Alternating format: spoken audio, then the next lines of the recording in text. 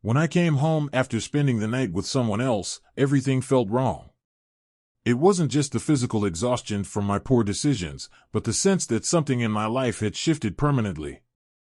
The house that Jake and I had shared for the past few years felt foreign, empty, almost like a stranger's place. His things were gone. The closet was half empty, his toiletries in the bathroom missing, even the photos of us together had disappeared from the walls. At that moment, I knew he knew. I didn't want to face the truth, but it hit me the moment I stepped through the door. Jake wasn't coming back. It was like the walls had absorbed his absence, and the air felt heavier because of it. I stood there in the doorway, unable to move, clutching my purse as if it could somehow anchor me to the reality I'd been trying to avoid. Writing this feels surreal, almost like I'm confessing to a crime. I guess in some way, I am.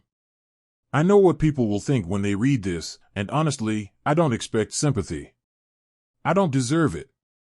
I'm not proud of what I did. I wrecked the life I had built with Jake, and I know it's my fault.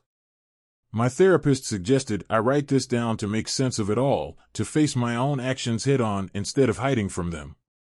So, here I am, bearing my soul to the page, trying to figure out where it all went wrong. Jake and I had been together for 3 years. 3 really good years, for the most part. We were supposed to get married in a week. We had the venue booked, the flowers chosen, and the guest list finalized. It was all happening so fast, and at some point, I lost control of myself.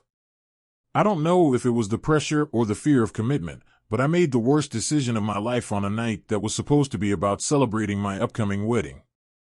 Jake wasn't like anyone I had ever met. He was the calm to my storm, always grounding me when I felt like I was spinning out of control. I remember the first time we met like it was yesterday. It was St. Patrick's Day, and we were both at a crowded bar with friends.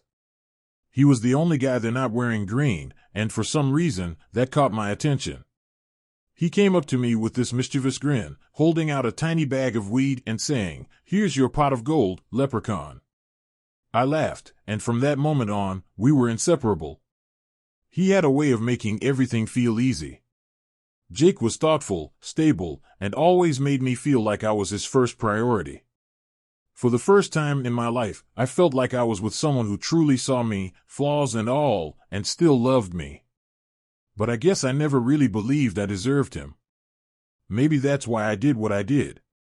As the wedding day approached, I felt the weight of it all pressing down on me. The planning, the endless decisions, the family drama, it was all starting to suffocate me. I wanted everything to be perfect, but in the process, I was losing sight of what really mattered, my relationship with Jake. We were getting married in less than a week, and instead of feeling excited, I felt trapped. Jake, on the other hand, was calm as ever. He didn't let the wedding stress get to him. He was patient with me, understanding when I had my meltdowns over flower arrangements or seating charts. He only asked for 2 things, no wild bachelor or bachelorette parties, and that he wanted to wear a traditional suit for the wedding. He didn't care about much else, just those 2 things. But even those small requests felt like too much to me in the moment. I was spiraling, and instead of talking to Jake about how I was feeling, I kept it all bottled up. I convinced myself that I needed one last night of freedom before the wedding. I needed to let loose, to blow off steam. That's when I decided to have the bachelorette party, despite Jake's wishes. It was a stupid, selfish decision, but at the time, it felt like the only way I could escape the overwhelming pressure I was feeling. The night of the party started out harmless enough.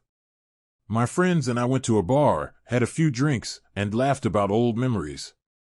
But as the night wore on, the drinks kept coming, and things got out of hand. There were shots, too many shots, and before I knew it, we were back at my friend's place, and they had hired a stripper. It was all supposed to be just a laugh, a silly way to celebrate, but I was already too far gone to think straight. The details of what happened next are hazy. I remember flirting with the stripper, laughing at his jokes, and feeling a rush of excitement that I hadn't felt in a long time. And then, somehow, I ended up in bed with him. I don't even remember how it happened. It was like I was watching myself from the outside, powerless to stop it. The next morning, I woke up with a pounding headache and a sinking feeling in my stomach. At first, I thought it was Jake lying next to me. I reached out to touch him, only to realize it wasn't him. It was the stripper. My heart dropped, and I bolted out of bed, grabbing my clothes and rushing out of his apartment like I could somehow outrun what had just happened. I tried to convince myself that maybe it was all a bad dream, that maybe if I just didn't say anything, it would go away. But deep down, I knew I had crossed a line that I couldn't come back from. The guilt gnawed at me, and I had no idea how I was going to face Jake. When I finally got home, I knew something was wrong before I even opened the door. The air felt different, heavy, tense. I stepped inside and immediately saw that Jake's things were gone. His clothes, his books, even the framed photos of us that used to line the walls, it was all missing. My heart pounded in my chest as I rushed from room to room, hoping this was some kind of mistake, some cruel joke. But with every empty space, it became clearer.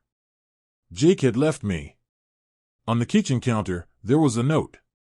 Just 4 words, "Hope it was worth it." I stood there, staring at the note, the words blurring as tears filled my eyes. It felt like someone had punched me in the gut, knocking the air out of me. I couldn't believe this was happening. I couldn't believe that Jake was really gone. I had thought maybe I could fix this, that I could apologize, explain, beg for forgiveness. But Jake had made up his mind.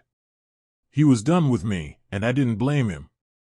I tried calling him, but the calls went straight to voicemail. I texted him, desperate to explain, but the messages didn't go through. He had blocked me on everything, his phone, social media, even our mutual friends were radio silent. It was like Jake had erased me from his life completely, like I never even existed. I collapsed onto the floor, clutching the note in my hands as sobs racked my body.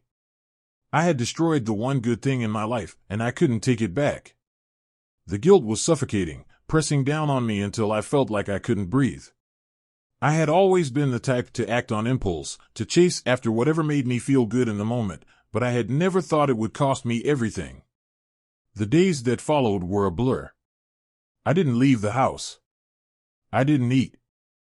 I barely slept. My friends called, trying to check on me, but I ignored them. I couldn't face anyone.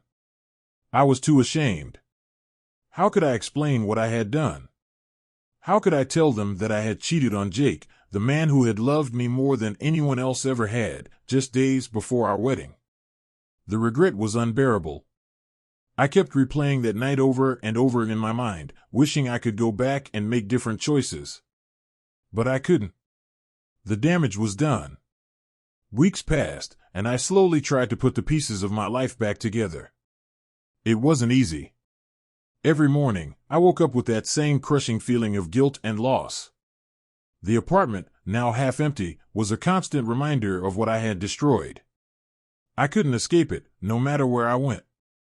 Jake was gone, and it was all my fault.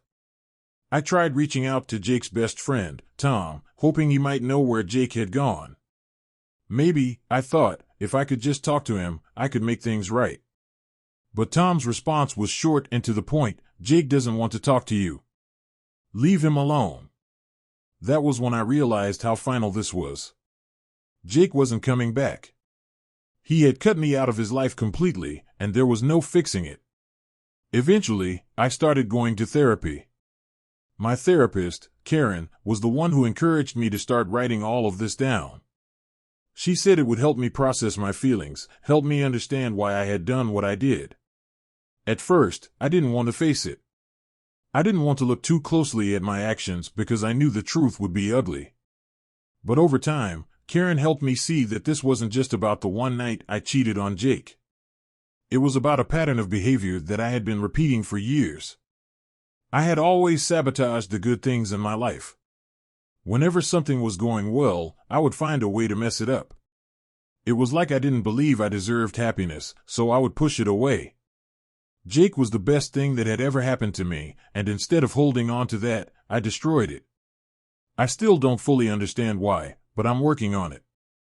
It's been 3 years since Jake left, and I'm still trying to figure out how to forgive myself. I don't know if I'll ever be able to, but I've learned to live with the consequences of my actions. I've stopped trying to find Jake. He's moved on, and I hope he's happy. He deserves to be. As for me, I'm still trying to move forward. I'm still trying to learn from my mistakes and understand why I am the way I am. It's a long road, but I'm taking it one day at a time.